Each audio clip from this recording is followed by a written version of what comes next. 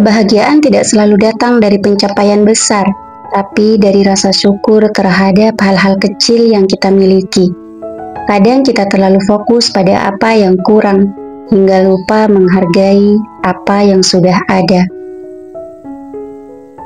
Mila, perempuan berusia 35 tahun, menjalani hari-harinya sebagai ibu rumah tangga di kota kecil. Setiap pagi dimulai dengan suara alarm, teriakan anak-anak yang berebut sikat gigi, dan wajan berisi telur goreng di atas kompor. Ia menikah dengan Rian, lelaki sederhana yang setia, namun kadang terlalu cuek untuk memahami kelelahan batinnya. Mila dulunya dikenal sebagai siswi cemerlang saat SMA, juara kelas, aktif organisasi, dan sering diprediksi akan jadi orang besar. Namun setelah menikah muda dan memilih fokus pada keluarga, mimpi-mimpi itu perlahan terkubur. Rumah yang dulu ia banggakan kini menjadi pusat rutinitas tanpa jeda, antar jemput sekolah, masak, beres-beres, mengurus PR anak, lalu tidur kelelahan. Setiap malam saat anak-anak telah terlelap, Mila memandang langit-langit kamar dengan tanya yang ia pendam sendiri. Apakah ini hidup yang seharusnya aku jalani? Rian, suami Mila, bekerja sebagai teknisi bengkel. Ia pria baik, tidak pernah main tangan, pulang tepat waktu, dan selalu membawa gorengan kesukaan anak-anak. Tapi Mila tahu, cinta saja kadang tak cukup. Rian jarang bertanya tentang perasaan Mila, apalagi mengapresiasi kerja kerasnya di rumah. Saat Mila curhat tentang rasa lelah atau kejenuhan, jawabannya sering hanya, namanya juga jadi ibu, tidak ada pelukan, tidak ada terima kasih. Rutinitas membuat Mila merasa seperti mesin. Bahkan saat ia sakit, rumah tetap harus berjalan, anak tetap harus makan, dan cucian tetap harus bersih. Sesekali Mila duduk sendirian di teras sore hari, menatap langit orange dan bertanya dalam hati, kalau saja dulu aku mengambil beasiswa ke luar negeri, mungkin semuanya akan berbeda. Ia mulai memikirkan pilihan-pilihan yang dulu ditinggalkan, bukan karena ia menyesal, tapi karena ia rindu pada dirinya yang dulu punya mimpi besar. Suatu hari, sebuah undangan reuni SMA muncul di grup WhatsApp. Mila ragu untuk datang. Ia merasa tak punya pencapaian yang bisa dibanggakan. Namun setelah didorong oleh Dina, sahabat lamanya yang kini tinggal di Jakarta, Mila akhirnya memutuskan untuk hadir. Ia mengenakan gaun sederhana dan berdandan sebaik mungkin. Sesampainya di lokasi reuni, sebuah kafe modern di pusat kota, Mila disambut tawa dan wajah-wajah yang dulu ia kenal. Semuanya tampak berubah, lebih dewasa, lebih bergaya, lebih sukses. Dina kini seorang pengusaha kosmetik yang sering tampil di TV. Teman-teman lain berbicara soal karir, saham, dan perjalanan ke luar negeri. Mila hanya tersenyum, menahan perasaan asing di tengah keramaian itu. Ia duduk diam ketika obrolan mulai membandingkan dulu dan sekarang. Hatinya mulai menghangat, bukan karena bahagia, tapi karena merasa tertinggal. Ketika Arka, mantan gebetan semasa SMA, muncul dalam balutan jas rapi, Mila pun menahan napas. Dunia lamanya yang dulu ia tinggalkan, kini berdiri di depannya, nyata dan gemerlap. Mila duduk di sudut kafe, memperhatikan semua orang berbagi cerita tentang pencapaian mereka. Lalu Dina yang kini makin percaya diri, menghampiri dan memeluknya hangat. "Mil, kamu masih cantik kayak dulu," katanya lalu duduk di sebelah Mila. Percakapan mereka ringan sampai akhirnya Dina berkata pelan tapi tajam, "Kalau dulu kamu gak buru-buru nikah, aku yakin kamu bisa jauh lebih sukses dari aku." Mila hanya tertawa kecil, menahan sesak di dada. Tak lama, Arka ikut bergabung. Ia terlihat dewasa, mapan dan santai, tidak seperti remaja humoris yang dulu ia kenal. "Kamu masih ingat, dulu kamu mau jadi pengacara kan?" tanya Arka sambil tersenyum. Mila hanya mengangguk. Kata-kata mereka seperti menguliti pikirannya. Seakan semua orang tahu betapa hidupnya telah menjauh dari potensi. Dalam hatinya, Mila bertanya-tanya, apakah ia memilih jalan yang salah? Sepulang reuni, tatapan Mila kosong menembus kaca mobil. Di jalanan yang sunyi, keraguan dan rasa kehilangan mulai mengusik. Di tengah perjalanan pulang, Mila meminta sopir ojek online berhenti sebentar di warung kecil untuk membeli air. Saat menunggu kembalian, ia melihat seorang wanita tua duduk di pojokan, mengenakan kain batik lusuh, namun sorot matanya tajam. "Banyak yang datang ke reuni, tapi nggak semua pulang dengan hati utuh," ucap si wanita tiba-tiba, seolah membaca pikiran Mila. Terkejut, Mila mendekat dan bertanya siapa dia. Wanita itu memperkenalkan diri sebagai Bu Nana, seorang peramal atau lebih tepatnya penjaga persimpangan nasib. Ia menawarkan sesuatu yang terdengar tak masuk akal, sebuah ramuan kecil dalam botol kaca bening.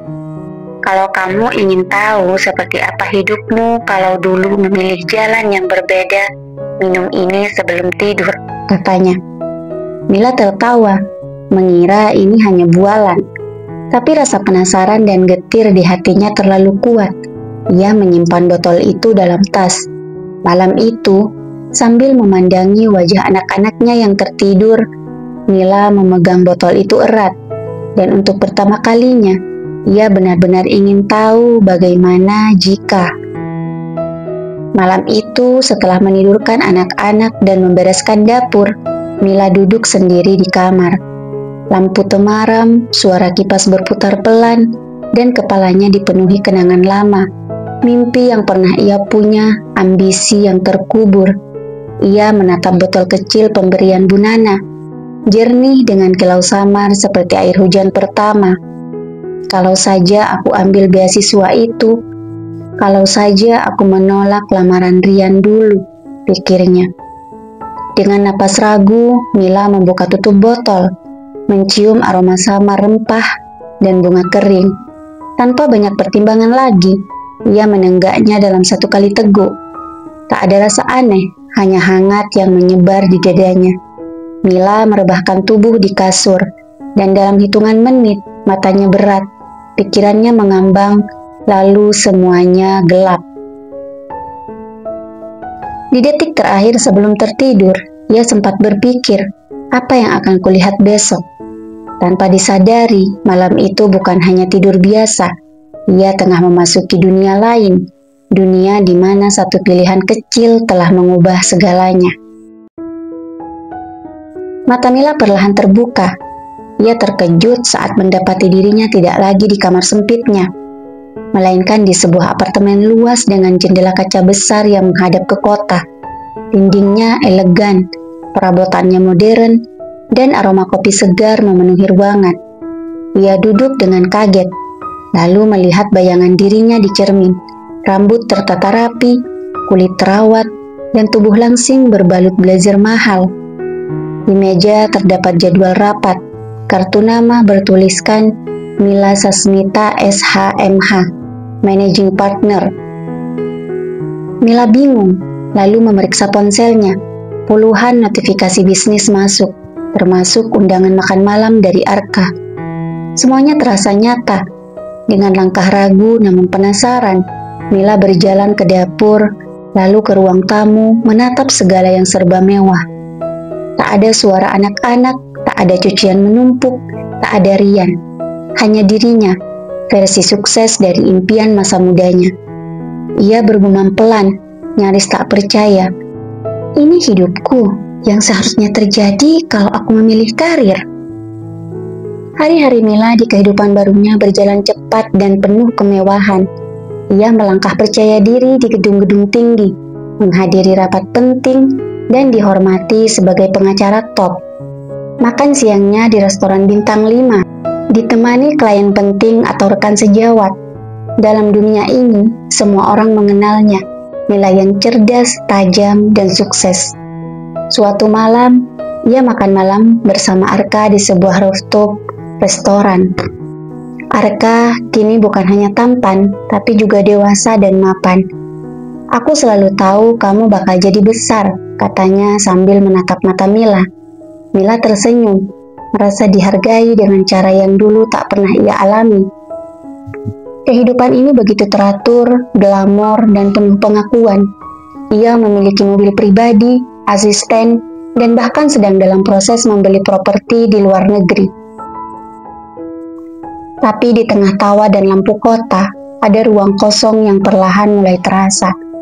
Tidak ada suara panggilan mama, tidak ada tangan kecil yang menarik bajunya, tidak ada pelukan setelah seharian lelah, dan itu mulai mengganggunya. Semakin lama Mila menjalani kehidupannya yang baru, semakin ia menyadari bahwa ada sesuatu yang hilang. Setiap pulang ke apartemen mewahnya, ruangan terasa sunyi. Tidak ada suara anak-anak berlarian, tidak ada kekacauan kecil yang dulu sering membuatnya kewalahan dan ternyata rindu. Suatu sore, ia melihat seorang ibu memeluk anaknya di taman kota. Hatinya mencubit. Ia kembali ke apartemen, membuka galeri ponselnya. Tidak ada foto anak-anak, tidak ada Rian, tidak ada jejak keluarga, hanya foto-foto acara kantor, penghargaan, dan liburan mewah. Ia mencoba menelpon kontak bernama ibu, tapi suara yang mengangkat tak lagi hangat. Ibunya terdengar jauh, formal, dan sibuk. Hidup ini terlalu sempurna dan terlalu sepi. Saat berdiri di depan cermin malam itu, Mila menyentuh wajahnya sendiri. Semua yang dulu ia impikan kini nyata, tapi tidak membahagiakan. Ia mulai bertanya-tanya, apa arti sukses jika aku kehilangan orang-orang yang paling mencintaiku tanpa syarat? Hari ulang tahun Mila tiba, asistennya mengatur pesta megah di Hotel Bintang 5, lengkap dengan kue bertingkat, dekorasi elegan, dan tamu-tamu berpakaian mewah. Saat memasuki ruangan, semua orang berdiri dan bertepuk tangan. Mila tersenyum, berdiri di tengah ruangan seperti ratu. Namun, di balik kemewahan itu, hatinya terasa kosong. Tak ada suara nyanyian anak-anak, tak ada pelukan kecil dengan ucapan polos. "Selamat ulang tahun, Mama." Tak ada Rian yang datang membawa kue sederhana dengan lilin bengkok. Yang ada hanyalah suara formal dan tawa sosialita. Saat lampu dimatikan dan kue ulang tahun disodorkan ke hadapannya, Mila menatap lilin menyala itu lama sekali. Semua orang bersorak, "Make a wish," tapi Mila hanya terdiam. Dalam hatinya ia berbisik lirih, "Aku ingin pulang." Pesta terus berlangsung, tapi Mila merasa semakin jauh dari dirinya sendiri. Ia sadar tak ada keberhasilan yang bisa menggantikan cinta yang dulu ia tinggalkan. Keesokan harinya, Mila tak tahan lagi. Ia membuka laptop dan mulai mencari informasi tentang Rian. Penasaran apakah ia masih ada dalam dunia ini. Setelah menelusuri media sosial, akhirnya ia menemukannya. Rian tampak bahagia bersama seorang wanita lain dan 2 anak yang bukan milik mereka berdua. Hatinya tenggelam. Anak-anaknya yang dulu tak ada dalam dunia ini. Mereka tidak pernah lahir karena Mila tak pernah menikah dengan Rian. Napas Mila tercekat. Ia mencoba menahan air mata saat menyadari kehidupan ini bukan hanya kehilangan keluarga, tapi juga menghapus eksistensi mereka sepenuhnya. Ia bahkan tidak bisa menemui anak-anaknya karena mereka tidak pernah ada. Dunia ini adalah versi sukses tanpa cinta, tanpa Rian, tanpa tawa renyah dan tangisan malam yang dulu ia anggap beban. Mila terduduk, matanya nanar memandang layar. Apa artinya dunia ini kalau mereka nggak di dalamnya? Bisiknya. Rasa bersalah menamparnya dengan kuat. Untuk pertama kalinya, Mila ingin menyerah, dan kembali. Dengan langkah terburu dan hati kacau, Mila kembali ke tempat ia pertama kali bertemu Bu Nana, di pojok warung tua yang kini tampak lebih gelap dan sepi. Bu Nana sudah duduk di sana, seolah tahu Mila akan kembali. "Kamu sudah lihat apa yang kamu inginkan?" katanya tenang. "Sekarang kamu datang karena tahu apa yang kamu butuhkan." Mila menangis, memohon untuk dikembalikan ke hidupnya yang dulu. "Aku kangen anak-anakku, aku kangen Rian, aku rela kehilangan semua ini asalkan bisa pulang." Bu Nana menatapnya lekat. "Kalau kamu kembali, tak bisa mencoba lagi. Ini satu-satunya kesempatan untuk memilih dunia mana yang akan kamu tinggali sepenuhnya." Mila mengangguk, penuh keyakinan. Tak ada keraguan lagi. Ia tak butuh apartemen mewah, status tinggi, atau cinta lama yang belum tentu nyata. Yang ia butuhkan hanyalah keluarga yang mencintainya. Dengan segala kekacauan dan ketidaksempurnaannya, Bu Nana tersenyum tipis, lalu menyentuh dahi Mila. Dunia mulai memudar, dan Mila pun kembali ke tempat hatinya berada. Mila terbangun dengan pelan, matanya masih berat. Udara kamar terasa hangat dan akrab. Ia menoleh ke kanan.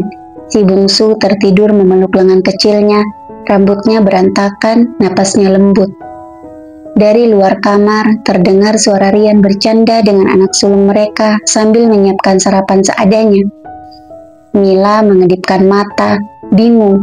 Ia duduk dan memandangi sekeliling. Dinding yang mulai mengelupas, tumpukan baju belum dilipat, dan mainan berserakan di lantai. Semua kembali. Mila menutup mulutnya, menahan tangis bahagia yang membuncah. Ia segera turun dari tempat tidur, memeluk anak-anaknya, memeluk Rian, dan membiarkan air mata mengalir bebas. Rian heran, tapi Mila hanya berkata lirih, "Aku kangen kalian." Tak ada satupun dari mereka tahu bahwa ia baru kembali dari kehidupan lain yang sempurna tapi sunyi. Hari itu, Mila menjalani rutinitasnya seperti biasa, namun kini dengan hati yang lebih penuh. Ia tak lagi merasa kecil, karena di rumah sederhana inilah cintanya tumbuh dan hidupnya bermakna. Hari-hari berikutnya, Mila menjalani hidupnya dengan cara berbeda. Ia tak lagi melihat rumah kecilnya sebagai beban, melainkan sebagai ruang cinta yang hidup. Ia mulai menyapa pagi dengan senyum, bukan keluhan. Ketika cucian menumpuk, ia tertawa sambil mengajak anak-anak melipat bersama.